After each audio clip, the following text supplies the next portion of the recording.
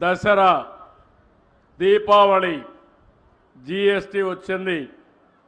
దీనివల్ల super GST వల్ల మీ పొదుపు కూడా సూపర్గా చేసుకునే అవకాశం వచ్చింది. ధరలు తగ్గాయి, కొనుగోలు శక్తి పెరిగింది, మీ ఆదాయం పెరుగుతుంది. మీరు వాడే అన్ని వస్తువులను మీరు చూస్తే నిత్యావసర వస్తువులు కానీ, మందులు, వ్యవసాయ పరికరాలు, కారు కావాలంటే కారు కూడా ధర తగ్గింది, ఎలక్ట్రానిక్ వస్తువుల ధరలు తగ్గాయి. ఈ విధంగా మొత్తం పేద మధ్యతరగతి కుటుంబాలకి వెసులుబాటు కల్పిస్తూ ఎక్కడ కూడా కన్ఫ్యూజన్ లేకుండా, ఒకప్పుడైతే ఎంత ఇస్తారో తెలిసేది కాదు. ఈరోజు 2.518.0 పేదవాళ్ళు వాడే వస్తువులకి ట్యాక్స్ లేదు. కొన్ని వస్తువులకు 5%.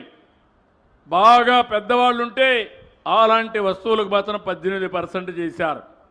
దీనివల్ల రాష్ట్రంలో 8,000 కోట్ల రూపాయల ఆదాయం తగ్గుతుంది.